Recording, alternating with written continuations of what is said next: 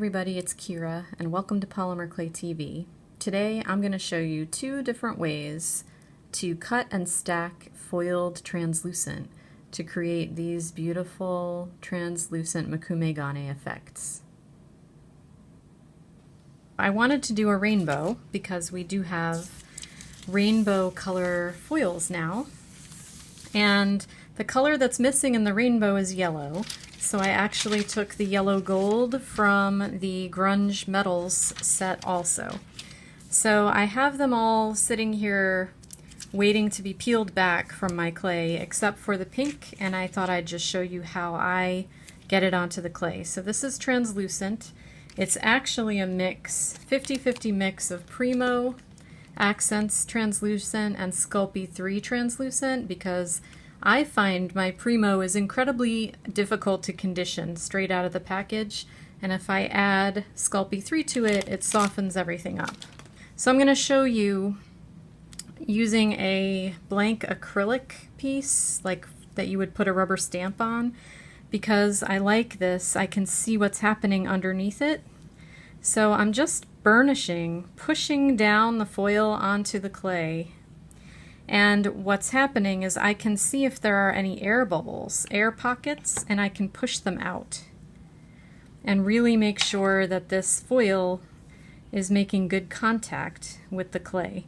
And when I see an air bubble, I just keep rubbing in that direction until it's not there anymore, because the air bubbles will get between the foil and your clay and create a space where the foil doesn't transfer.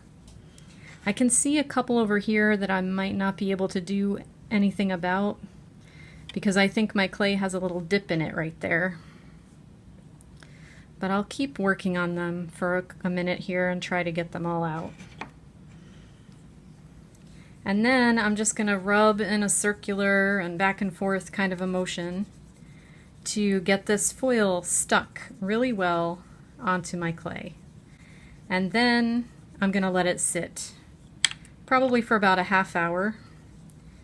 And I find that this is what gives me really good adhesion with the color onto the clay.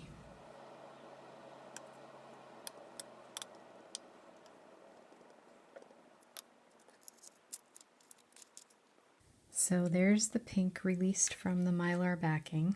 And now I'm just going to pick this up off my tile and show you why we call these grunge foils.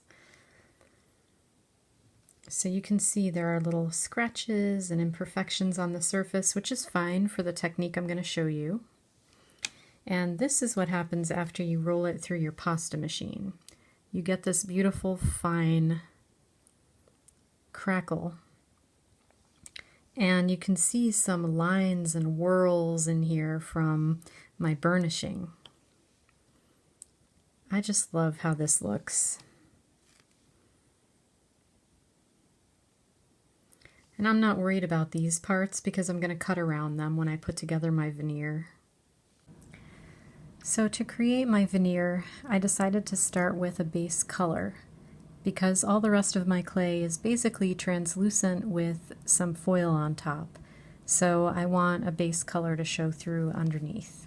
So I've got a bunch of circle plunger cutters, and I'm going to start plunging out areas of my foiled clay and laying them down. And I'm going to try to sort of go in order of color family, but not exactly make them like a stacked circle, a perfect stacked circle. I don't know. You'll see where I'm going eventually.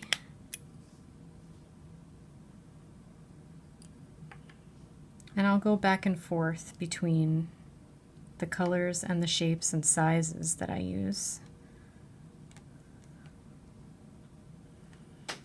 For example, in the one next to it, I'll start with a gold circle and maybe overlap it a little bit. So I'm going to build this whole surface with overlapping circles of these foiled colors. Okay, so if you know me, if you've been watching the show for a while, you know that I make small things. So considering the fact that this is going to spread out rather large, I decided to stop here and then use what I had left to make a more traditional stacked Mokume Gane to show you what that looks like with the foil. So here I've started with red at the bottom, I've got my blue, and I've got purple to put on top here.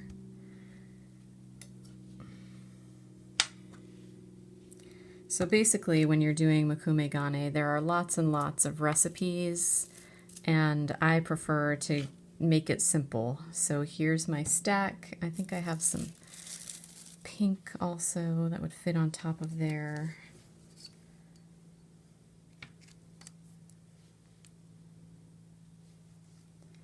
Okay, so because of the way I want to slice this, I'm actually going to press my designs and stuff into the back. Now you could, let me move this over, you could use tools, you could use lots of things to make different shapes. A lot of people like to use stamps and various kinds of things, but I am going to start by just using large ball stylus tools. And what you do is you can mush into your design, for lack of a better term.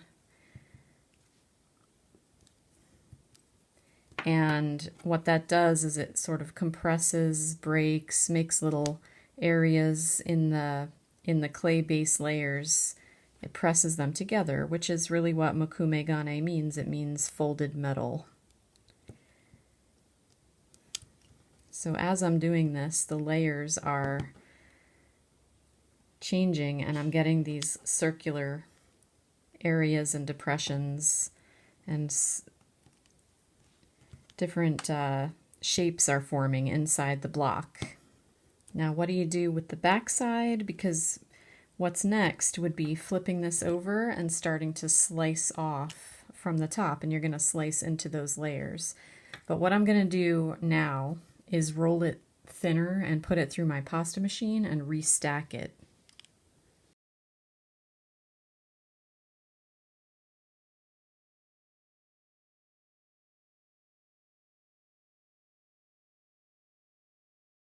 So on the end here you can sort of see some of what's going to happen on the inside. So I'm just going to restack this, cut off these ends here because they're not square, and I'll probably be able to use those for something. And let's see, if I go in half, and then what I'm going to do now is reserve this half and do some more of this.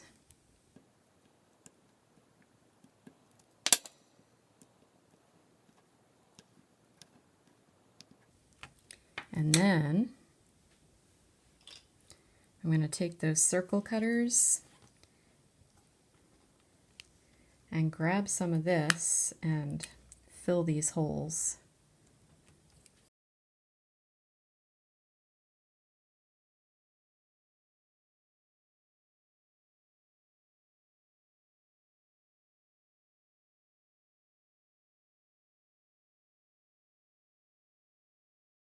Now that this is more or less filled, and you'll notice that I took cuts out of here and flipped them over so that everything's going in the same direction. So this is still very much the back of my cube here of Mokume Gane. And this is the front. And now my foil is stretched nice and thin, so my effect is going to be subtle. And I'm going to sort of thicken my block here by pressing it in.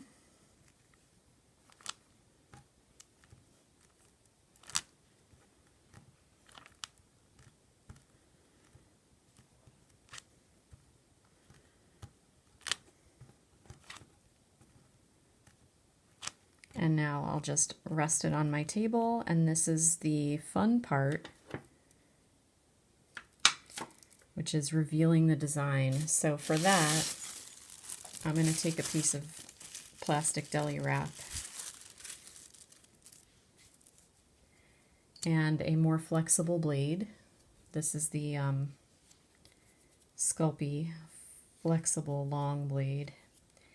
And I'm going to stick this down to the surface so that I can take shavings off the top.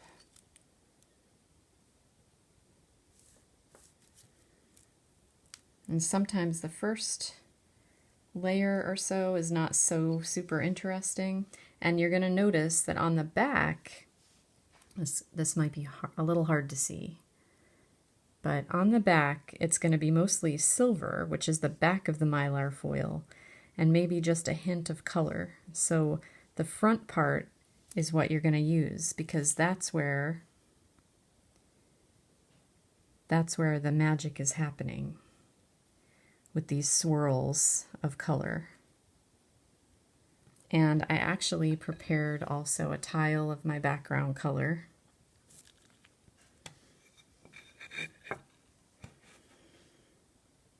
And the reason for that is when I get a really nice slice, I can just put it right onto here so that I can make the veneer. So basically, I need to shave off the top to reveal what's really going on underneath. So I'll keep those shavings on my deli sheet, do something with them later. But what I'm looking for is the whorls and swirls that I made underneath.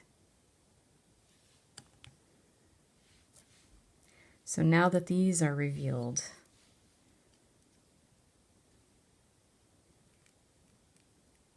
I can start putting them over here to build what my veneer will eventually look like.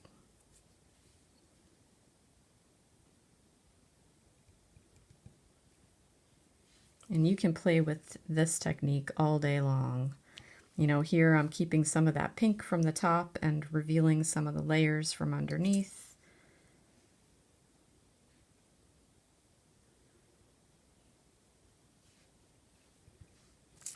When you have a particularly nice swirl that you want to save and get out of there, you can concentrate on that bit. See that?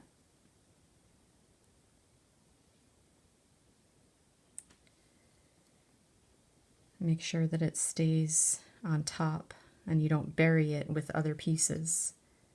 See, here is where we're starting to break through the first layer to see the new layer that I added by sticking all these little circles on the back. So you can see those bright spots of pink starting to show through the holes.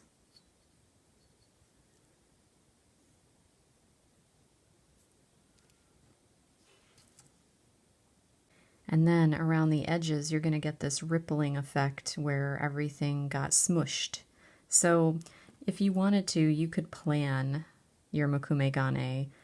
If you're someone who likes to plan, you could plan what color is going to be revealed through the holes. You could put the colors in a certain order. You could really do whatever you want with this technique. So now I'm going to roll out my two veneers and show you the difference. So for this one, I'm just going to start by gently rolling to compress those layers.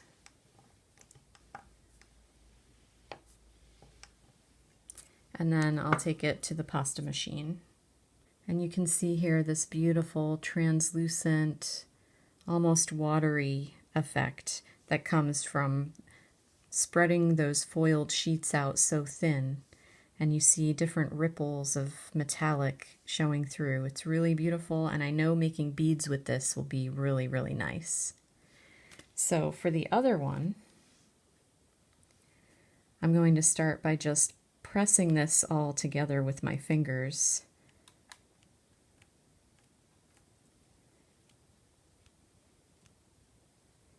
And try to get it sort of, kind of flat. I mean, it's actually quite thick because of the different layers. but if I just grab it and stick it through the pasta machine, it's going to get really distorted. So I'm going to try to do some of this flattening so that it's uniform, more uniform, before it goes through the machine. And then once you get it sorted down, you can use your roller, turn its direction, roll it again. I just don't want to lose the really pretty circular bubbly effect that I have here by just rolling it all in one direction. So this will probably be, it's pretty good now to go through the machine to get those layers really compressed together. So here you can see that was rolled out to about a number 3, and I've got this bubbly, ripply effect, which is much different than the traditional way of doing it, where you get sort of more undefined ripples. In this one, it was defined by the shape of the cutter. So there are actually lots and lots of different shapes. I've got lots of little mini cutters here. I mean, imagine doing it with this hexagon or a flower or even triangles. I have stars too somewhere. So there's all kinds of fun things you could do to play with what you get when you stack them all up and flatten them out. So I hope that this was fun, a fun way to use your foils. You could also do this with metal leaf, but see, the composition leaf is, you're going to get these giant crackles, not the fine crackle that you get here. So when you do it with the composition leaf, the cracks are all spread out, and sometimes you can lose the subtle patterning that you can create this way. So play around with it. Come on over to Facebook and share in the Polymer Clay Tribe, because over there I believe I will be making some beads out of these, and I'll post some pictures. So have fun, and we'll see you next time on Polymer Clay TV.